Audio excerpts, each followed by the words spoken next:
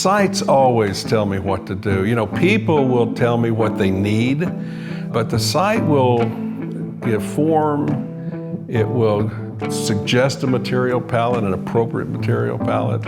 And so when you combine the two, stimulus, the people and the topography, you get architecture.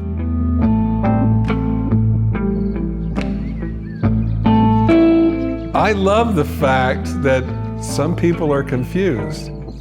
Most people experience this house at 50 miles an hour, and you have to look quick because there's a mountain. And if you haven't looked in time, then it'll be too late and you won't see the house at all. Coming from the other direction, again, you have to know when to look.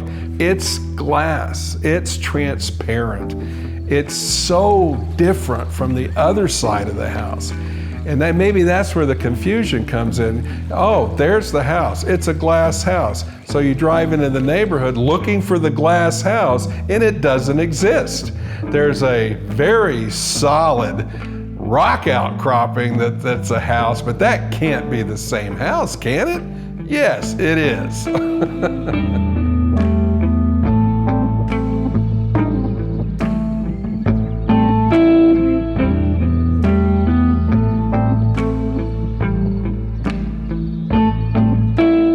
I always need a story. I can't design arbitrarily. I need guidance. I need inspiration.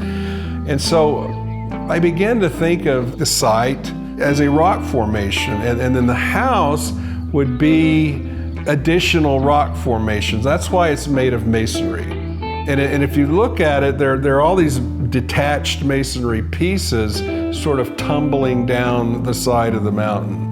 Well, for me, it's like, if this is a rock outcropping, over the decades and the millennia, it's been wearing away and exposing the high water marks, exposing the sediment, exposing the geological stratification, and that's what the striping represents, the stratification below the part that was not exposed.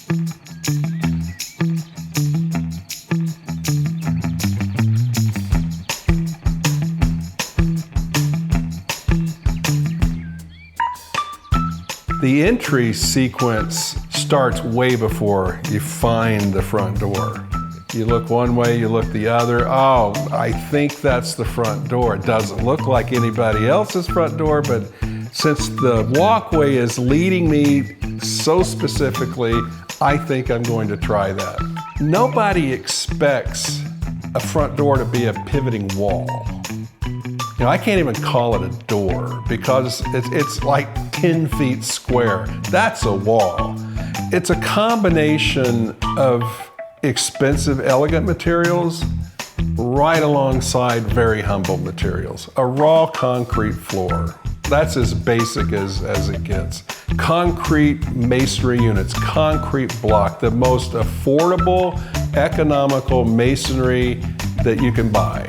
But it's intricately colored, so that sort of upgrades it, so to speak. So here you have humble concrete block, humble concrete floors. The metal is new. It's kind of this beautiful blue-gray. Over the months and years, that surface will oxidize and it'll turn this beautiful reddish-brown color. In other words, nature is painting the house. She is finishing the house for us.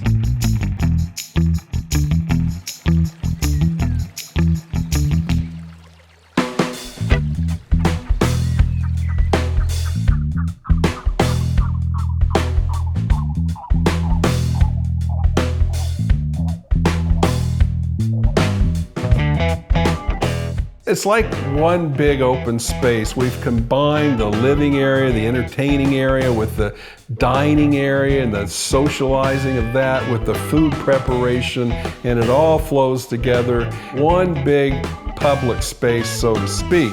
That allows me to kind of hide the private spaces, the bedrooms and the bathrooms and that sort of thing.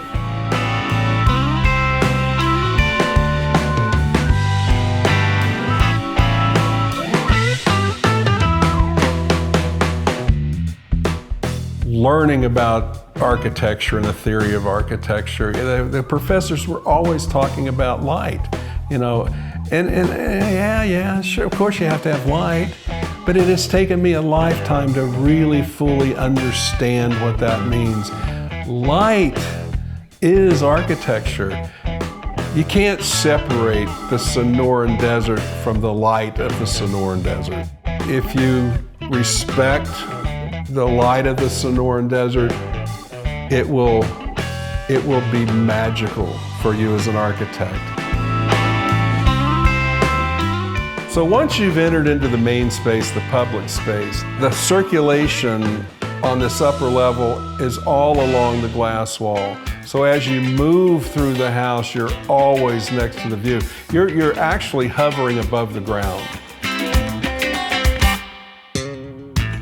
I would love to wake up in this master bedroom and open my eyes and see that. You know, we don't have windows in this house, we have glass walls.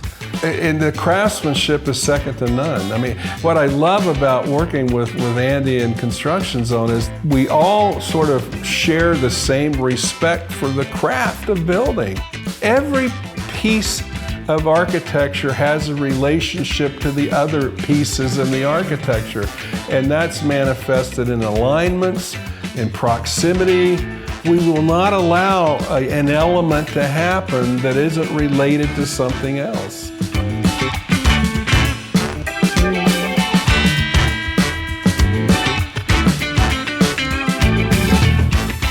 Just as you look through underneath your eyelashes, this building, this architecture has its own set of eyelashes. Again, this is working with Construction Zone, the master builders. We were able to laser cut these metal overhangs into fingers, and then by hand, we started bending all of those up and down in a random pattern to create the fluttering eyelashes. I'm integrating the architecture into the sky to obscure that separation between built and natural. There's a calmness, there's a refinement that sort of balances everything out. It almost makes architecture look easy. When you put this much thought into it, it almost looks easy. It is not.